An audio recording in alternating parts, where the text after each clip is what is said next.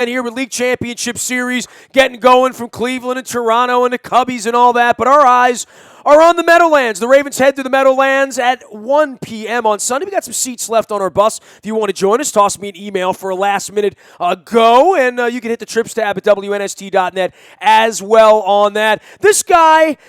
He predicts, he gives short-term investment counsel. He is Brandon Lang. The movie was Two for the Money. We met him at the Super Bowl last year. We have him on from time to time to talk about short-term investment wagering over the weekend. You can find him out at BrandonLang.com.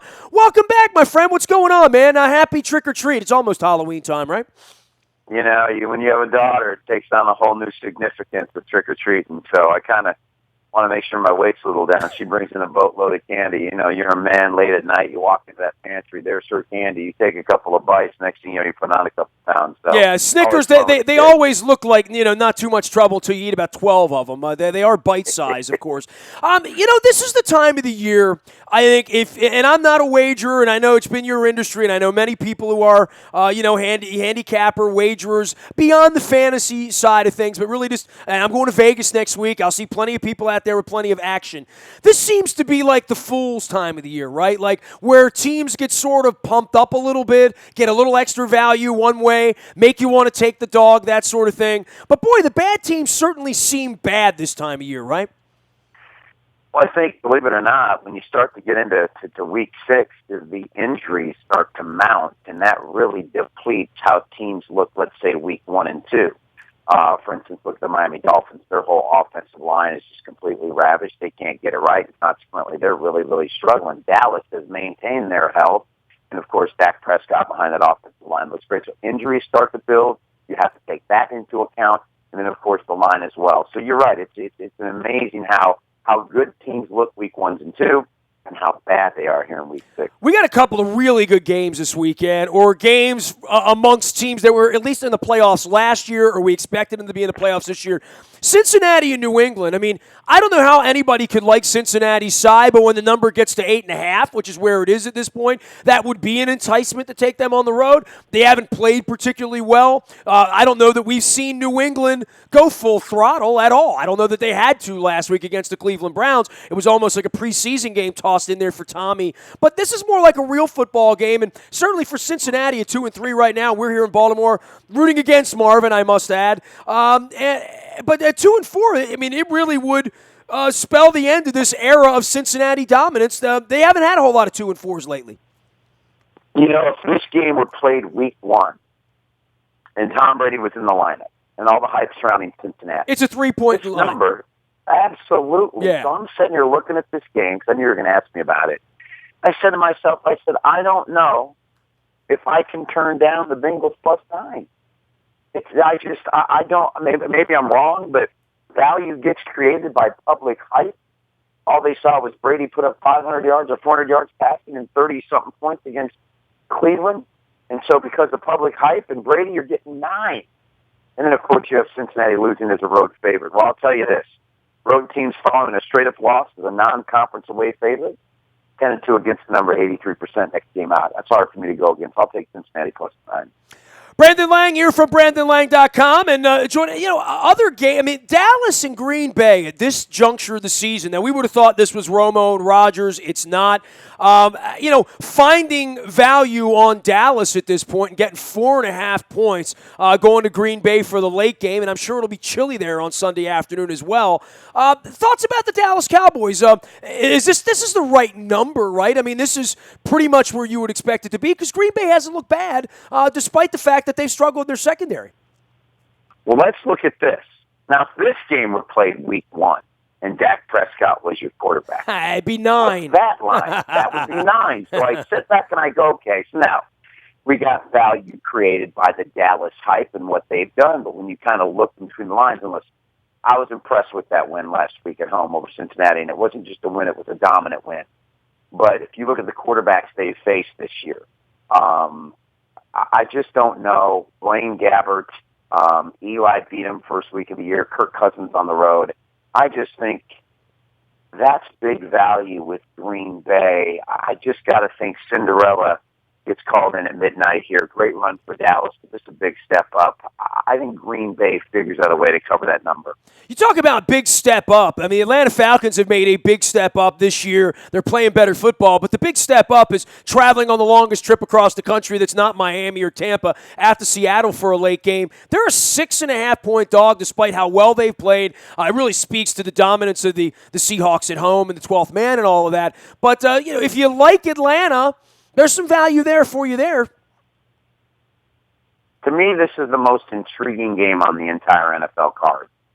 Because there's an Atlanta team that loses the first game of the year to Tampa, and you're like, oh boy, here we go. First home opener Matt Ryan ever lost since he became the starter for the Atlanta Falcons. And then they beat the Saints on the road, put up over 40.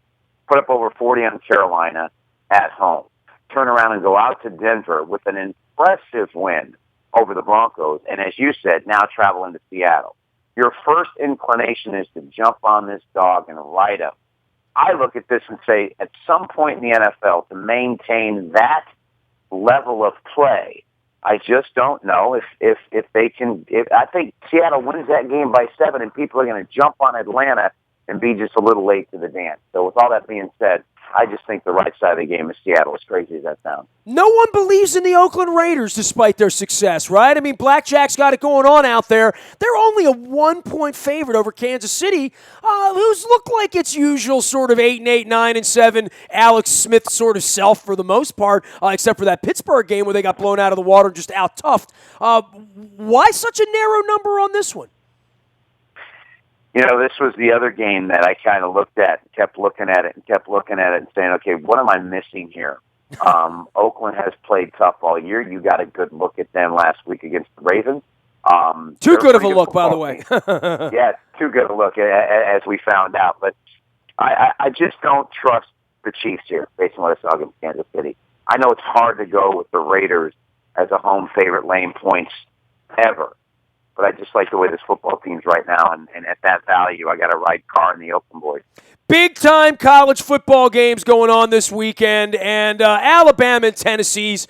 That's a beautiful game. A lot of tradition. I had C.J. Mosley out on Tuesday night at Buffalo Wild Wings, and we were talking about it. He said, everybody makes the Alabama-Auburn thing. He's like, I play football with those guys when I was a kid. The Tennessee guys, we really don't like those guys.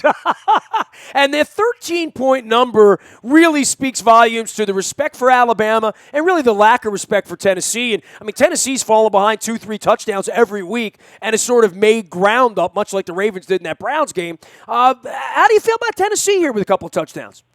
This is a really tough spot for Tennessee. Their bubble got burst. They almost had another miracle comeback, and boy, what a comeback that would have been. But coming back home, getting a boatload of points here against Alabama. Arkansas was in that game, believe it or not. If not for some real critical turnovers, I just think you have to take the home dog. I just think Tennessee coming back home, getting close to 14 points. Listen, I know Alabama looked great in that blowout last week, Arkansas, but I can't pass up Tennessee at home.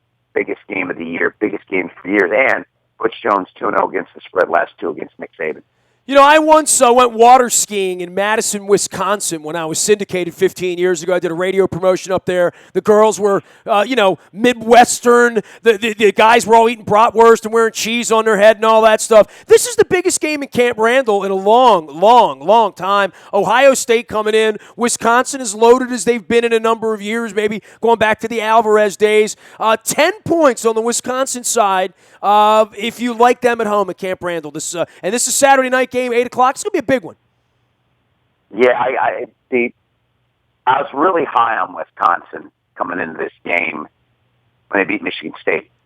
But then you turn around and watch BYU go in there and beat Michigan State. It kind of takes a little off of that win by Wisconsin over Michigan State. It takes a lot off it. Maybe Michigan State isn't as good as everybody thought they were. We thought the same thing about LSU, right? Earlier in the year. Yeah, so my first lane was towards Ohio State.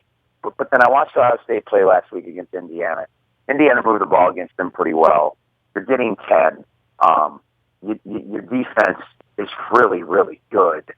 I just think Ohio State wins, but Wisconsin hangs in there plus points based on their defense. But I think people are going to find out is a really damn good defense.